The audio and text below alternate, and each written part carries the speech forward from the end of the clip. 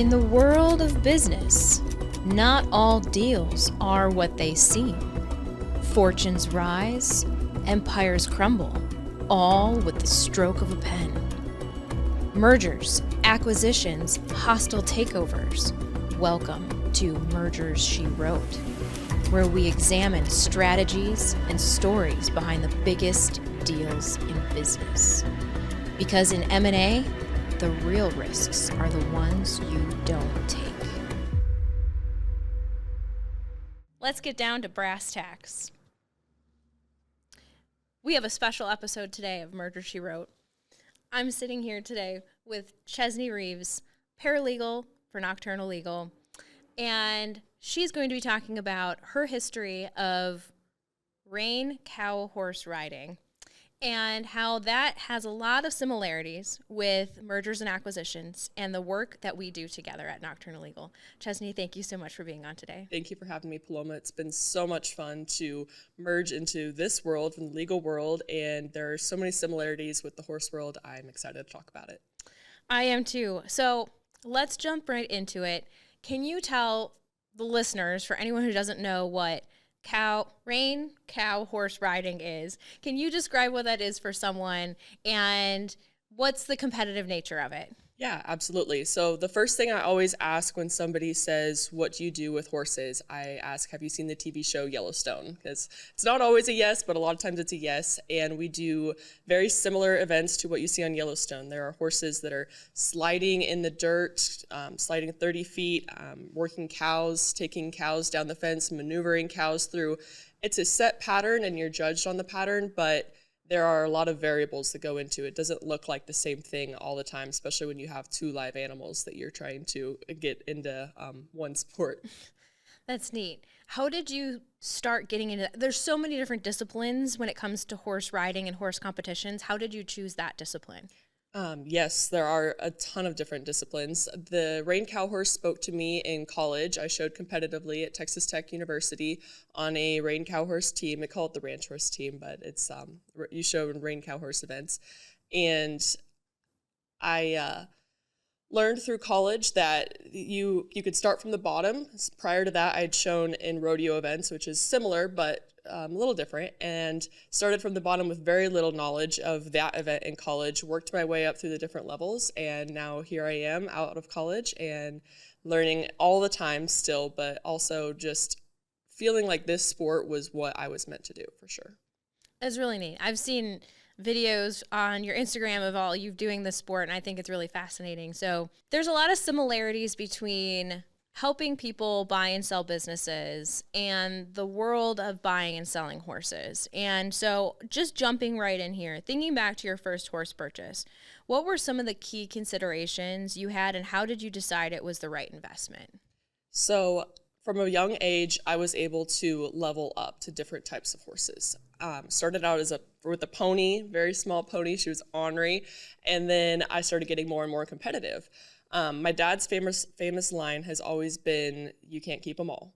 So that was number one and very integral in my upbringing, was that in order to get a better horse, to be more competitive, you had to sell the one before. From a financial standpoint and just a logistics of, we didn't have room for all of them. And so with that first horse purchase, my first major purchase, I was 13 years old, and I called one of the industry leading at the time barrel racers, and she had this horse listed for sale. I cold called her. My parents weren't even home. I had a list of questions wrote down as far as what I wanted to know about that horse. She answered them. She was great to work with. I have no idea if she knew at the time how old I was or what my background was, but she was very good about helping me through that process. And then I presented my notes and everything to my parents later that day, and they were like, what did you do? What are we doing? And this horse was in Texas as well, and I grew up in Nebraska. And so they're like, you want us to go to drive you to Texas to look at this horse? I'm like, yeah, I think it's a great, I honestly can't tell you what spoke to me in that moment, but something did, and it worked out. And we ended up going to Texas, met that lady individually, and rode the horse right there, and we hauled him home. So it was a great experience for sure. I think, as we go through this conversation, I'd love to weave in, the similarities here, and also to educate for the listener that's thinking about their role in buying and selling a horse and how there's similarities in our business world and maybe ideas that they can borrow from the business world and vice versa, ideas we can borrow from the horse world in the business world. So for starters, I like that your first horse, you were like, it's in a different state. I don't care. Let's go drive there. There's so many ways that you can buy a business, right? And it doesn't always have to be in your backyard. But to your point, the horse is mobile. So I like to think about it like if you were going to buy a business that was in another state and you were planning to relocate it to your home state or maybe work it remotely, right? You have to be sure of what you're purchasing, which means you have to physically go visit the business like you visited the horse. And so I like this idea of there are no boundaries potentially, because I do think a lot of people limit themselves when it comes to buying a business and thinking only locally when there's so many opportunities, especially post-COVID, people being able to work remotely or do things more remotely. So when you got to Texas on this first horse purchase, like what were the deciding factors? What do you do, I guess, looking back at your first purchase? Because some people buy and sell businesses habitually, and there are people potentially listening that are like, how do I start buying and selling businesses like people who buy and flip houses, right? Because it's a potential way to get into a business, make it better, flip it, move on to the next one, kind of like a renovation, rehab, recycle.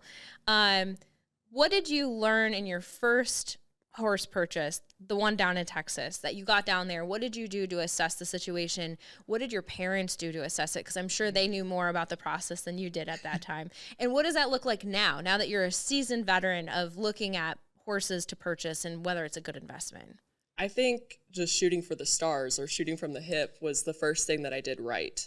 And going after a reputable person, because a lot of times in the horse world and in the business world, you don't always know what you're getting yourself into. But this woman had so much reputation and had so much success on her own. I think that that's what allowed my parents to really hone in on this and say, it's worth a shot. We'll go down there and see. And then when we were actually physically there, again, it was kind of an awe experience, because this would be, in my time and age, this would be like a comparison to Tom Brady, meeting Tom Brady in the horse world. And everything went so well to where really there weren't any moments that we looked back and go, is this worth it? And the biggest thing starting out was I knew my budget in mind, and this horse was within the budget. So I think that's where people, in the horse world, we get starry-eyed and we get excited about something, and then the nitty-gritty comes down to it, and you're looking at a horse that might be 2 or 3 times your budget, and you're in love with it before you even get to actually realize, like, okay, this is not going to work for me. And there's a lot of emotion and there's a lot of work that goes into that deal on both ends, between the seller and the buyer, to ultimately end up and go home with nothing. So, well, and I think that too, I mean, from a similarity standpoint, people look at businesses that are listed for sale either on a listing website or that's on a broker website, and they haven't potentially done the financial due diligence to decide whether they have the means or even the credit worthiness to go and get an SBA loan. And I mean, we've seen in the work we've done together, like, unfortunately, sometimes people get to the finish line and the bank won't make the loan happen. And so the whole deal falls apart. And so I think, to your point, sticking to a budget, whether it's buying a horse or buying a business, you've got to know your financial capabilities, but also be realistic. I mean, I can't tell you how many times I've seen people buy businesses where you look at the monthly loan payment and you're like, boy, I don't know if that's possible for what your business is doing, right? And so I think other people too, they forget, sure, you might be able to get a loan, but can you make those monthly payments on it from the revenue of the business? So I like that you brought that up. On kind of a similar note, you know, having now gone and seen horses and bought and sold them historically, do you think you go into it with a different perspective? Are you more or less skeptical of the horse that you're assessing? Definitely more skeptical, especially as I prefer to buy the younger ones, the ones that necessarily haven't been in the arena yet, haven't gone through intensive training, because I like the projects and I like to put my own stamp on them. And so as a young horse, there's not a performance record to look at, say at a young business, there's a startup business. not a whole lot of revenue there yet, but you see the potential. There's either the person behind it, there's the investors behind it. Same with the horse. There's the people behind it that have got it to that point. There's the genetics behind it. I think we could tie a lot of similarities with genetics in there as far as the parental line. If the sire or the father of the horse won a couple $100,000, your odds of that prospect or the offspring go up as far as what that horse could do. So definitely, I'm cut out again. I was rambling. Oh, you're fine. I think, so going back to this idea of going in and assessing a horse, right? A lot of similarities when there's diligence in a business, right? You're wanting to do some research on historicals for the business. Similarities you've told me about is a lot of times when you're buying a horse, you go bring it to a vet. Mm-hmm. And so what is, like, tell me a little bit about that process. Like, if you decide, okay, this horse is great, what does the vet do? They come in and assess it from a health standpoint? Yep, a health standpoint.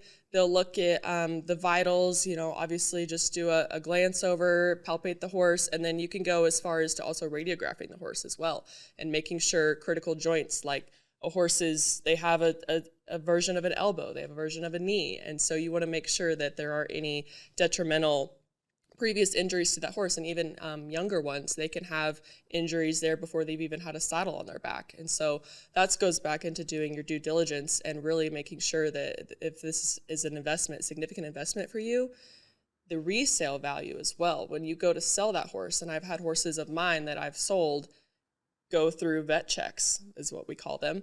And a lot of times, sometimes they'll find a problem in there. And so then that also goes into the negotiation where I have a set price for a horse that I'm asking. And if the buyer who is doing the veterinarian exam finds something that they don't like, that's some negotiation power back and forth. And I've had an experience with that where as a seller, you're obviously wanting the deal to go through and you have to compromise and find a happy medium there as well. Well, and I think that whole situation is so similar to this idea of, okay, you start diligence on a business after signing your LOI, and then you get into the nitty gritty. And if you're doing it right, you usually bring in your accountant to look at the financials, right? So kind of the vet check. Yes. And then at some point, if the accountant says, hey, red flag here, there's some stuff that doesn't make sense in the financials, you could at that point back out of the transaction, similar to you saying, hey, the vet didn't sign off on this horse, I'm not interested. Absolutely. And I want to touch base where you said back out, because that's something where I feel like a lot of horse people or business buyers in general, we get so narrow-minded and we get the blinders on where we want this horse. It's perfect color, perfect size, perfect name. And then we see something that pops up that's probably not going to go away. And it's a matter of assessing that and knowing, okay, I do not want to take on this problem today. Let me back out. Let me think about it. Let me consult with somebody else, phone a friend, and figure out if it's really worth it or not. No, and I cannot stress that is an amazing point to make, because honestly, people do get wrapped up in the idea of, well, I love it, and so I'm going to just ignore the red flags, or I'm going to ignore the pieces that aren't so great, and they just continue forward, even if the decision probably that wouldn't be so great would be to back out, or to say, hey, I need to renegotiate with you because the price isn't right. In passing, we've had a lot of conversations about how in the horse world, there's really not a lot of paperwork like traditionally used. So when you're talking about coming in, looking at a horse and deciding you want to purchase it, obviously, like with a letter of intent for a business, you're putting in a deposit, an earnest deposit, and then taking the time to do your due diligence. Is there something similar in the horse world?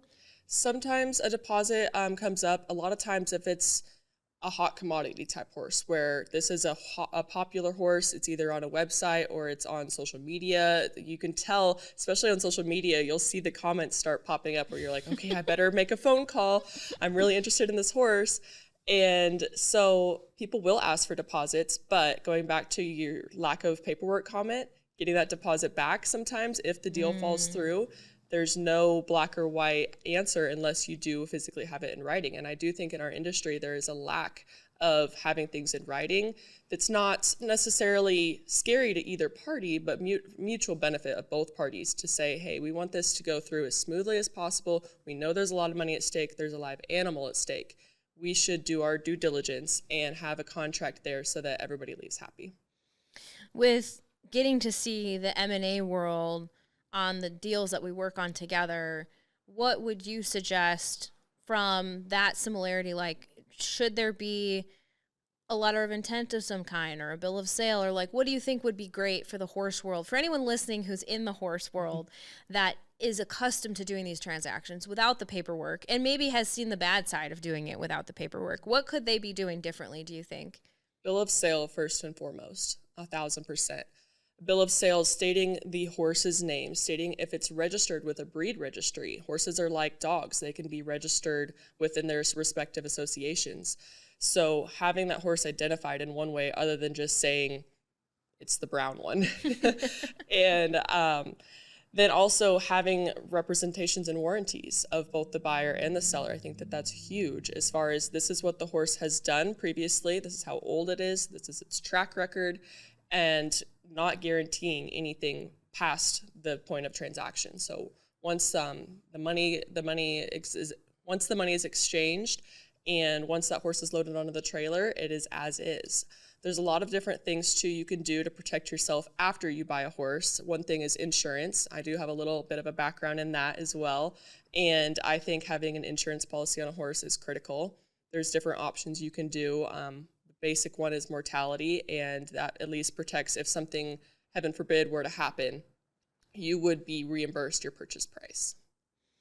Well, I like what you said there, because there's two really key considerations with horse purchases and business purchases that we can really touch on there. One is this idea of having insurance, which, by the way, was completely new to me before Chesney and I had talked more about the horse world. I think it's incredible that, you can, especially if it's being sold as is, for anyone who is going through the sale process, something to consider, and it's not always financially reasonable, is to get a representations and warranties insurance policy.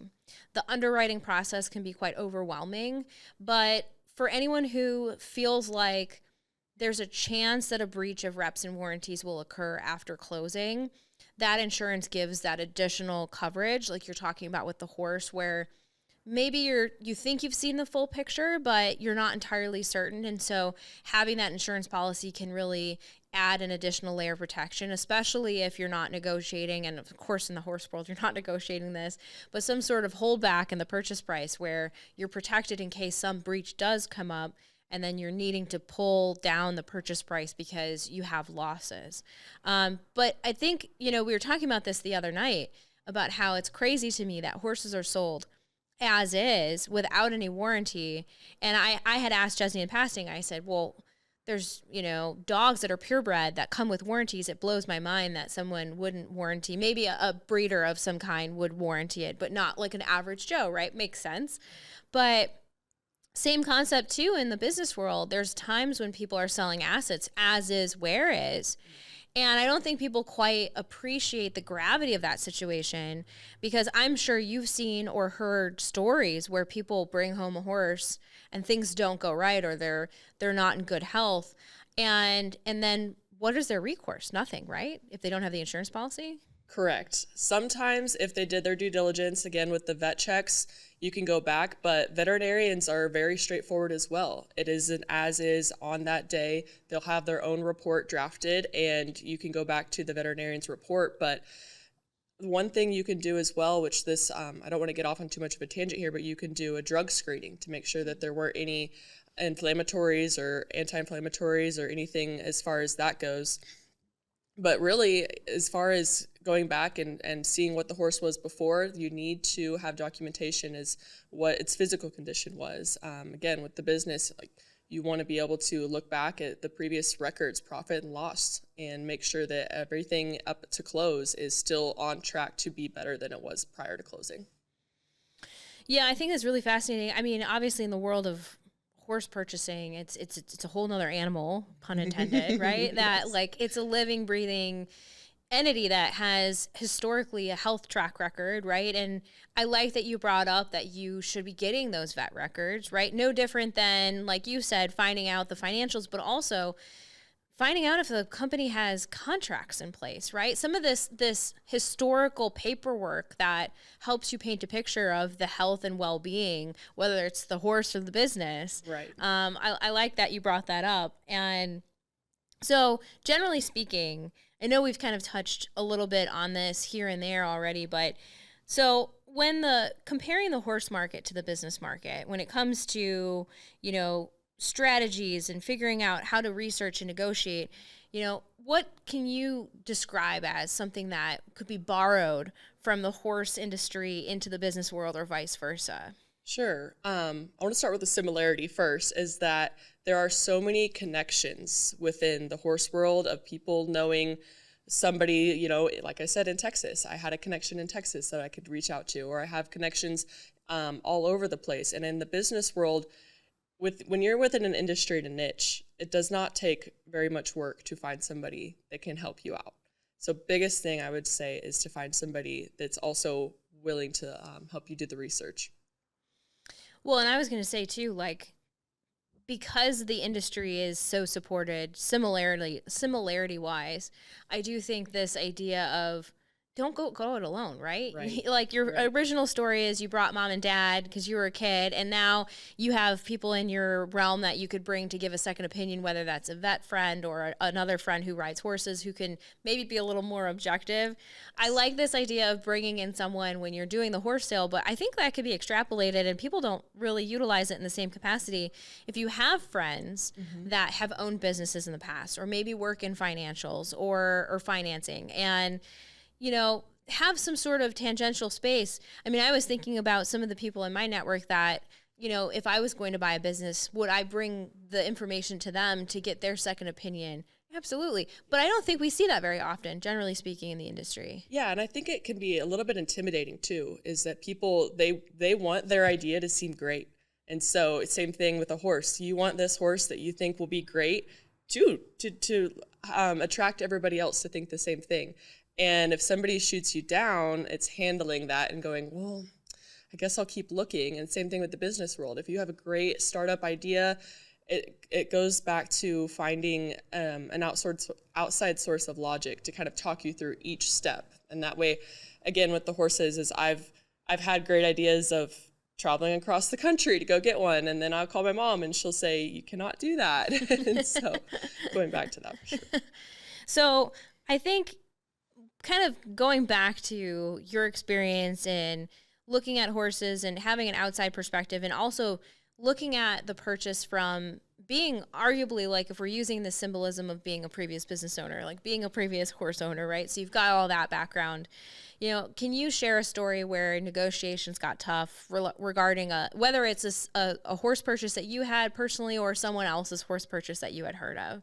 So the last horse I purchased was actually 2 years ago out of Mesa, Arizona. And I had seen him online, loved his pictures, called the owner before driving to Mesa, which again wasn't that far, but doing my due diligence, wanted to make sure that the horse was available.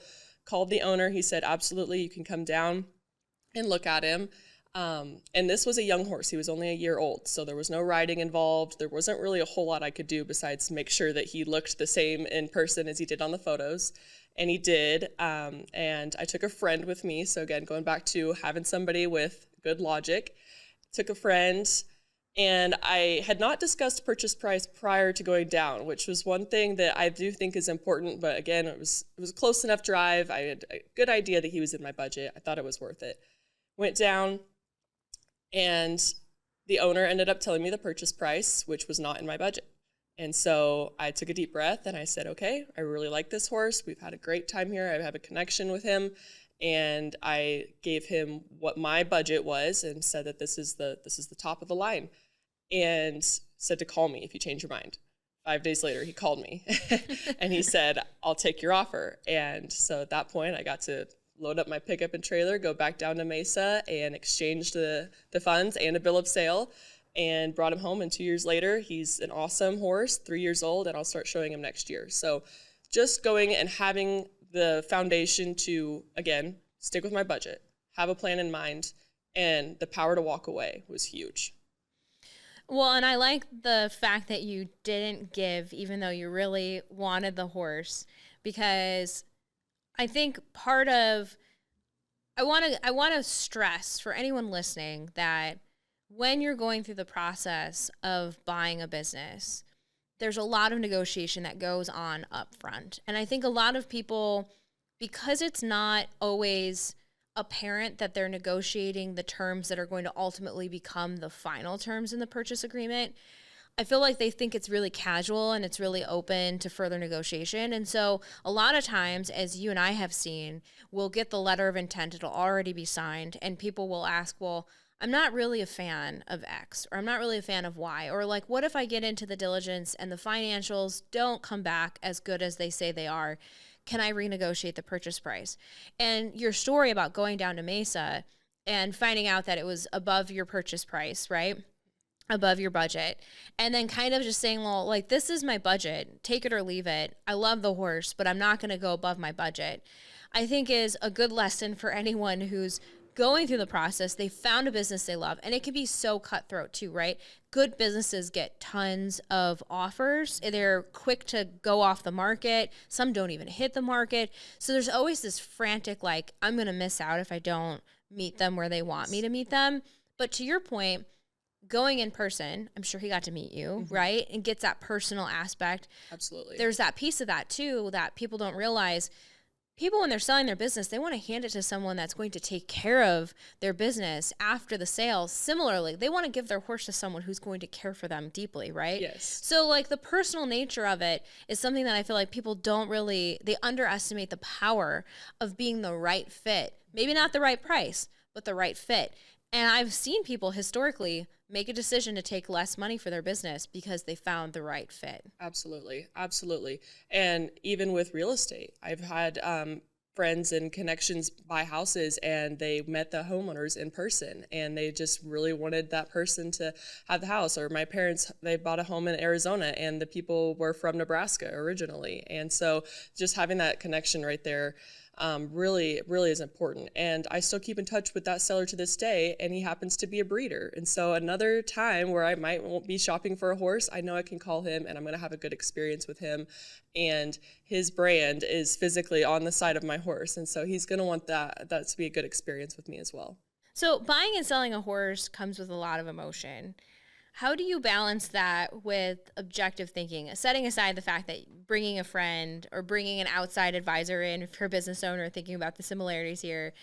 What could you suggest to a business owner, whether they're buying or selling a business? How do you take the emotion, use it for good, but also keep a very objective thought process going through the actual acquisition process? Absolutely. The number one thing with selling a horse is you want the person that's buying it to exceed the expectations. A lot of times where I sell horses, they've already have a proven track record, and you want that next person to continue on the track record, or at least be happy with the level that they're at. And with business owners, you've done all the work to get to that point. You really want to be able to hand off the reins per se. And then again, it goes back to transition support. I've told people I'm only a phone call away. Please call me. Please post on Facebook. Please tag me in things, because I want to see that horse doing well. And it reflects good on my integrity and reputation as a person that enjoys selling horses, is because I don't do it just to send them on down the road as soon as possible. And business owners, they're not starting a business and flipping it and sending it down the road and never keeping in contact again. They're going to have a piece of that with them. Well, and I like what you said about being there after the sale if people need you or need something, and wanting your reputation to be reflected properly when the horse is no longer under your care.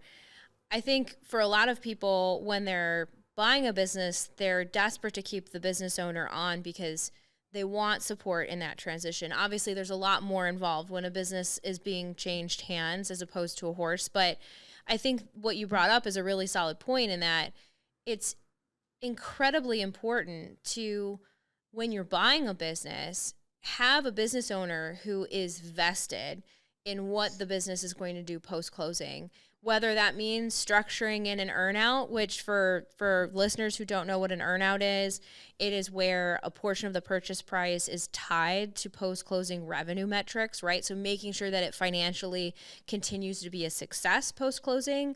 If you don't have that, finding a business owner who wants and cares about the well-being of the business post-closing is just as important as finding someone in your realm, a business or a horse owner who, you know, cares deeply about the well-being of their horses. And granted, I feel like a lot of horse people they love horses so much that you're not going to find as many bad apples out there as maybe business owners who are like, I want to be done.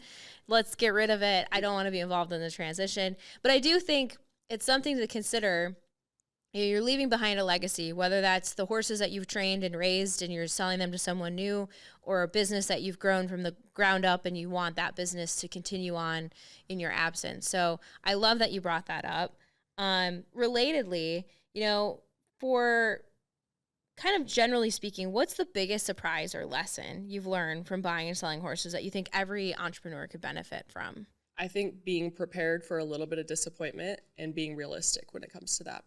One surprise that I had was I know I talk about now that I like the younger horses, but I bought an older horse in high school that had that proven track record, and it did not exceed my expectations. And so as a young girl, realizing that, and I had all these hopes and dreams, then pivoting and buying another younger one that I was able to go through the steps of myself, that was a big surprise as far as, okay, reality hits. And I thought I was prepared and it didn't quite work out. And so which that horse to this day, he found a different owner and they're getting along great. And so being able to be flexible and having a second plan B and C in place is very important. Well, and I think that's kind of tying back in what, you know, people don't really talk about what happens if you buy a business and you find out it's not the right fit.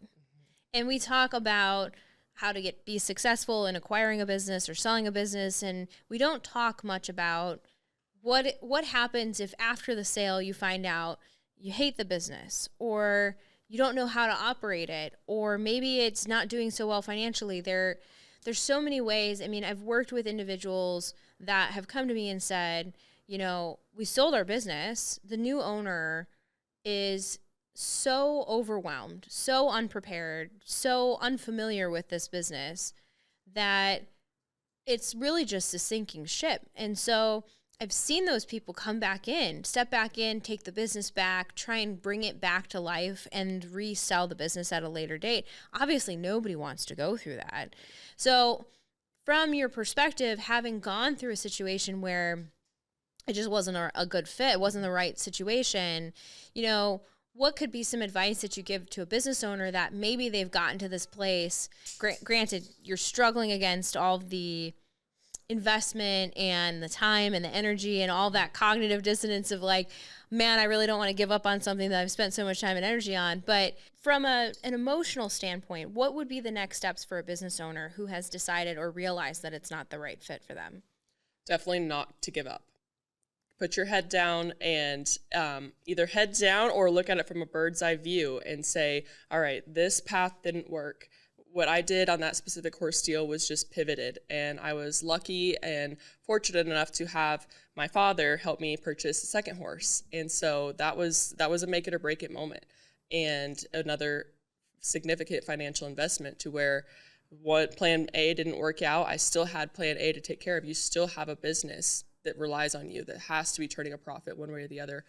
But you might need another source of revenue to come in there and help support something while you're still trying to figure out plan A as well. We've talked a lot about buying and selling horses. I want to pivot just a little bit about maybe some lessons you've learned about training horses. And I just, there's so many similarities that we can use to compare buying and selling horses and training horses. When it comes to, generally speaking, the process of buying a new horse and training it and teaching it all the things that you need, what would be the lessons that you could share with the listener and also maybe provide guidance to for a business owner who's getting into the business and needing to build it up or do better with it or take it and streamline the operations? Yeah, absolutely. When I first started training my own horses, I was told from an early age to not expect greatness right at the beginning. And I think with business owners, they're investing a significant amount of time and effort into this, and they're wanting it to just take off. But if you're getting 1% better every day, at the end of 100 days, it's going to be 100% better. With horses, it's pressure and release. So horses learn from positive reinforcement. They learn from being rewarded for doing the right thing once instead of having to do the right thing over and over and over again. And then by the end of it, they're sick and tired of being asked to do the same maneuver. So with business owners, how would you pivot from that and compare it to the business world? Yeah, I mean, I think this idea of you've got to have patience, right? The things that you've told me about is that it is repetitive. It is a lot of discipline. It's a lot of working on the same things and refining them. And I think people don't realize that refinement in business is more important than just rapid growth. And so many people will get into a business that, you know, they've got a huge loan because they did a bunch of traditional financing, and then they've got a promissory note for seller financing. And so there's a lot of pressure financially to make the business work. But when people get in, and one of the things that, you know, people really, I think, need to come to a realization that post-closing integration is so important, especially if you're a business owner looking to scale by absorbing a secondary business, that you could really buy a second business. And if you don't spend the time to marry the two, it's a disaster. And you've got two kind of wholly separate businesses that you're trying to make into one conglomerate, and it just doesn't work. I used to work for a publicly traded company, and we would, you know, buy these tiny little startups. And of course, they're run like startups. And when you bring them into a publicly traded billion-dollar company, there's no similarities. Mm-hmm. You know, they're pivoting, they make quick decisions, they invest money fast. Like, they're all about innovation. And a billion-dollar publicly traded company loves to talk about innovation, but at the end of the day, the stock price is what matters most, and slow growth and slow pivoting is what happens. And so you have this, like, you know, butting heads. But through that process, I think kind of what you're saying when it comes to taking the time and the patience involved in spending time with your horse, training them, going through the same motions, I think can be similarity-wise, going through your process, going through your team, helping people to really, I think, perfect the processes that are making the most revenue in your business is the kingpin of all things. Yeah, definitely. And one thing I want to add on to that is sometimes you might buy a horse. Like I said, I like the younger ones, the ones where I've looked at the genetics and looked at the lineage and looked at the past performers records. But sometimes horses aren't cut out to do what they're bred to do. Sometimes businesses, they have to pivot. They have to figure out a second way of revenue or a second stream of income. And horses are the same way. Sometimes they just don't want to conform to what you think in your mind is the best. And I think business owners really should be aware of that. And same with employees. You might hire on an employee that is on paper looks great for one job and actually turns out to be better at another. No, it's true. Pivoting, I think pivoting is important. I mean, flexibility at the end of the day.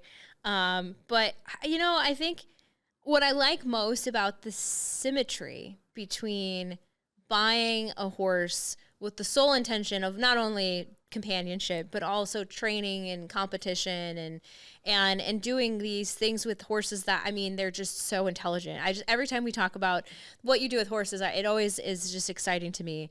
But I think this idea of the symmetry between the two worlds is just so acute in my mind, and that it seems to me that the horse world can really learn from the business world in putting more paperwork in it. Yes. More P's and Q's. And the business world can learn from the horse world from the more maybe softer emotional side, because everyone's so invested because it is an animal. It is a companion. And I think a lot of people, it's very transactional in a business world, right? And so it's just, what does it look like on paper?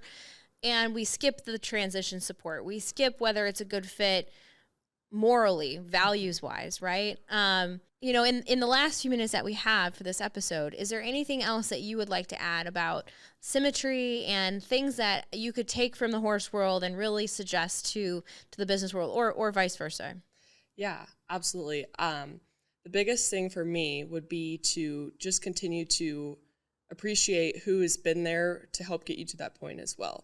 Because I'm still a young individual, still learning, still in the horse world, still learning in the legal world. So to take the time to look back and really hone in on those relationships that you've built along the way. Same with the business world. You never know who, when you call somebody, who's going to answer, or who they might know, and to get you into the next step. Well said. Couldn't have said it any better. Well, thank you so much for being on the podcast today. Special thanks to Chesney for this beautiful hat. And when you're working with Nocturnal Legal, now you have a better name to the face for Chesney, who supports us on every transaction. If you enjoyed this episode, please like, share, and tune in for next week. In the world of business, not all deals are what they seem. Fortunes rise, empires crumble, all with the stroke of a pen. Mergers, acquisitions, hostile takeovers. Welcome to Mergers She Wrote, where we examine strategies and stories behind the biggest deals in business. Because in M&A, the real risks are the ones you don't take.